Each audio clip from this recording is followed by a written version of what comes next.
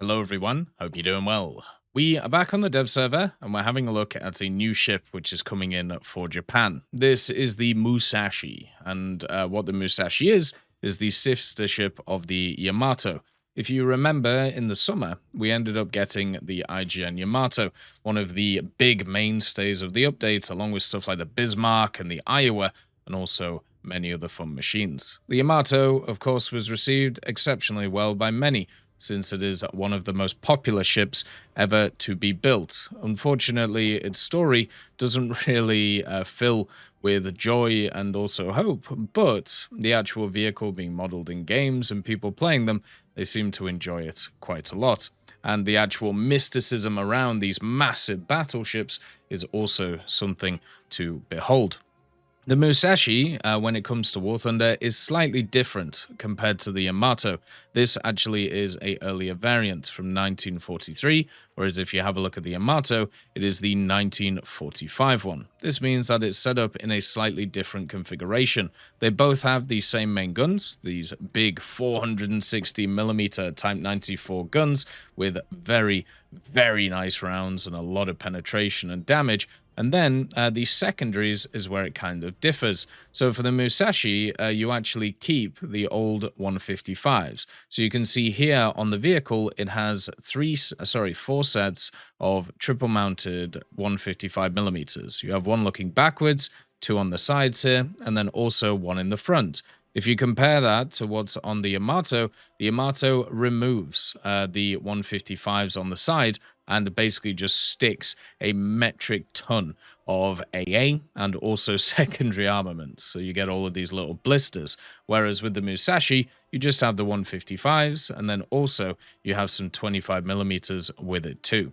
So the vehicle also does have some 5-inch dual cannons. So you can see them in these little mounts here. It's a little bit harder to see, but these are the 25s. And then you have these right here, the 5-inch guns. So it does have some of the blisters, but nowhere near as many as the Yamato, which basically they went, oh God, the American Air Force is quite strong. We need to try and fill it with as much AA as possible. Didn't help it. The Yamato still got sank by aircraft. So basically, it was all in vain. But with the Musashi, you're getting a much cleaner deck on it, which is quite nice. And also you're getting something which just gives you a little bit more firepower against like medium ships and also against other stuff. Basically, the way I see it is the Musashi is the first spawn that you do because it has slightly more firepower, and then you bring in the Yamato, which has the AA armament to be able to bring along with it. Now, does it really matter? Because it's a lot of 25s, which at least for me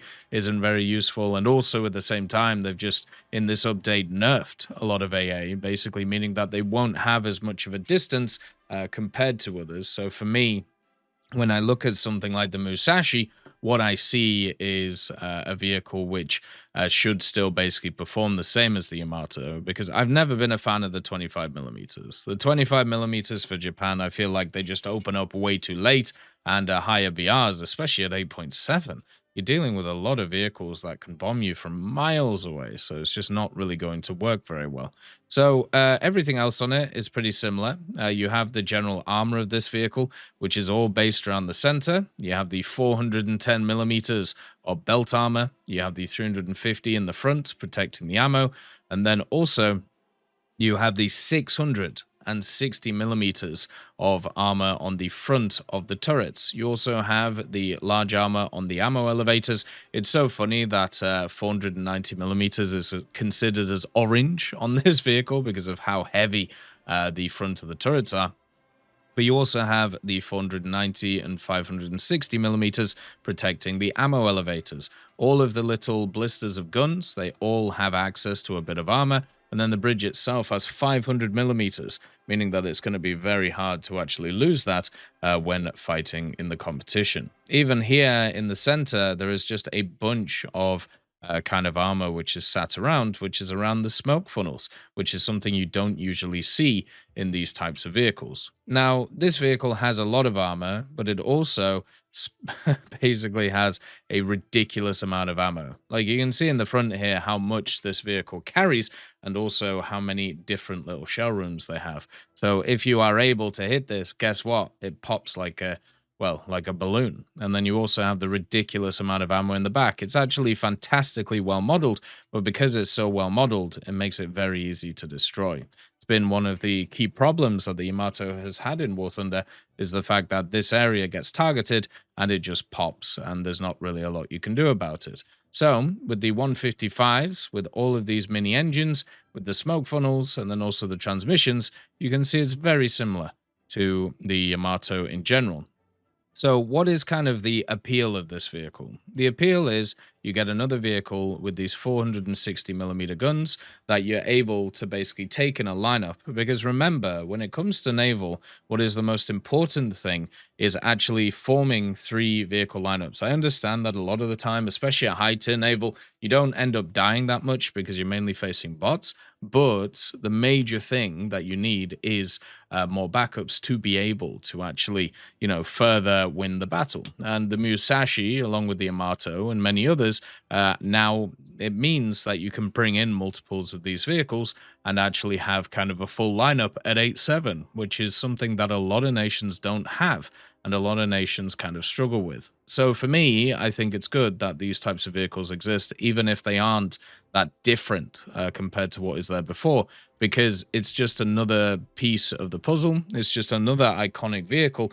And it's just another one that can increase, your actual lineup in general. And I think that's really, really important for War Thunder. I know a lot of people don't agree because you can just use a single spawn and then go to the next one, but if you're actually interested in like winning battles and also doing as much as possible, then that you've got to bring as much as you can. Now I understand when it comes to naval, unfortunately with the higher tier vehicles, a lot of it is just basically about if you can actually use PT boats to capture zones and then go into the big vehicles. But I still think it's nice to have access to these big boys in order to actually do something for them, right?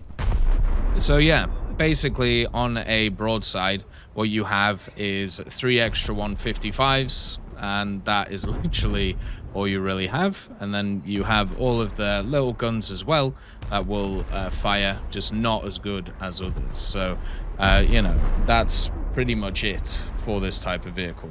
So it's lovely to see. It's another very iconic vehicle in terms of the Second World War, and it really doesn't get bigger and better than this for the Japanese. It'll be interesting to see what happens in terms of these types of things, since they've kind of, blown their whole load on these, but who knows? Maybe Japan will continue to prosper with many different vehicles too. As always, I hope you have a wonderful day. I'll see you next time. I'd just like to thank GMG Smiley, CD Beans, Chieftain Mike, EMN3 Galaxy, Tulio Pontecorvo, Brendan Quinn, Carrion Crow, Gus Irenicus, Pyman, Wartinder, Teddy, Daniel Stanton, Martinez, B. Young, Ozzy Panzer, Alan Hacker, Liam Shear, Opium Prime, Lafouche, Sem Aslan, Uncle Bean, and Derek R.